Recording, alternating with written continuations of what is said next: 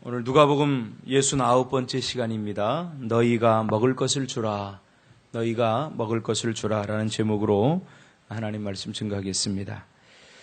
계속해서 복음이 전파되자 온 유대가 들썩이는 가운데 예수님은 잠시 그런 상황을 피해서 베드로, 안드레, 빌립의 집에 있는 벳세다로 가게 됩니다. 그러나 그것까지 수많은 사람들이, 무리들이, 군중들이 따라와서 잠시도 쉴 틈을 주지 않습니다. 예수님께서는 그렇게 바쁘게 살아가면서도 쉴 시간이 별로 없었던 것 같습니다. 오히려 자기 안식과 개인의 프라이버시를 포기하면서 그곳에서 하나님 나라를 선포하고 또 병든 자들을 고쳐주십니다. 히브리서 11장 6절에 보니까 하나님께 나아가는 자는 반드시 그가 계신 것과 또한 그가 자기를 찾는 자들에게 상 주시는 이임을 믿어야 할지니라. 그러니까 예수님께서는 힘들다고 귀찮다고 무리들이 자신을 찾아오는 것을 귀찮아하지 않았다는 거죠. 오히려 자기의 쉼을 포기하고 잠시도 쉴 틈이 없음에도 불구하고 자기를 찾는 자들을 빈손으로 돌려보내지 않고 오늘도 계속해서 그 무리들에게 복음을 전파하고 그리고 병든 자들을 고쳐주시는 사역을 계속해서 감당하게 됩니다.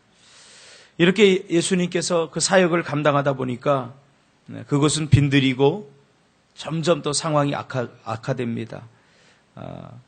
저녁 먹을 시간이 되었는데 먹을 것이 없게 되는 거죠. 그리고 그것은 빈들이라고 말합니다.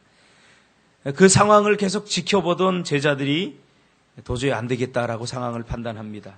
그리고 예수님께 예수님, 이제는 병 고치는 일과 복음 전하는 일을 잠시 멈추고 저들이 저녁이 되어서 배가 고프니까 마을로 보내서 먹을 것을 먹게 하십시오. 그렇게 이야기를 하는 거죠. 근데 오늘 누가는 그것이 빈들이라는 것을 강조하게 됩니다. 먹을 것이 전혀 없는, 식당조차도 없는 그러한 상황임을 말해주고 있는 거죠.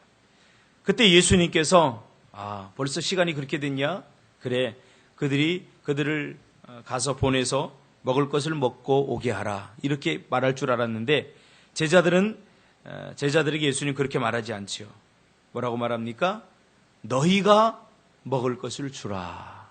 너희가 먹을 것을 주라. 이 말은 나중에 어떻게 바뀝니까? 너희가 먹을 것을 주게 되는 상황으로 바뀌는 거죠. 그래서 제자들이 당황해합니다. 왜냐하면 지금 빈들이고 또 제자들이 줄 수 있는 도시락도 없고 전혀 없습니다. 제자들은 자기들이 할 수 있는 일이 아님을 깨닫게 되는 거죠. 왜냐하면 어렴풋이 계산해 봐도 오늘 본문에 보니까 남자만 5,000명이 넘는다고 말합니다. 거기다 여자와 아이까지 하면 수천 명이 되는, 오히려 수만 명이 될 수도 있는 그러한 숫자들입니다. 어렴풋이 계산해 봐도 5,000명이 넘는 사람들이 모였는데 어떻게 우리가 이 문제를 해결할 수 있느냐? 신앙은 내가 할 수 있는 일과 할 수 없는 일을 분명하게 알아야 됩니다. 신앙은 내가 할 수 없는 일을 고집해서는 안 됩니다. 내가 할 수 있는 일과 없는 일을 구분하는 지혜가 우리에게 필요한 거죠. 누가 기도합니까? 내가 할 수 있는 일과 할 수 없는 일을 분명하게 잘 아는 사람이 기도하는 거예요. 기도는 내가 할 수 없기에 하나님께 맡기는 행위 아닙니까? 그러자 제자들이 주님, 우리에게 있는 것은 겨우 물고기 2마리와 들떡 5개가 전부인데 어떻게 5,000명을 먹일 수 있습니까? 이것은 불가능한 일입니다. 또한 그들에게 사준다고 해도 우리 복음서 마태복음에 보니까 300데나리온이나 훨씬 넘는 돈이 듭니다. 우리에게는 그럴 만한 돈도 없습니다. 실제로 예수님께서 너희가 먹을 것을 주라 라고 말한 것은 이 무거운 문제, 이 무거운 짐을 제자들에게 짊어지게 하기 위해서 그런 것이 아니죠.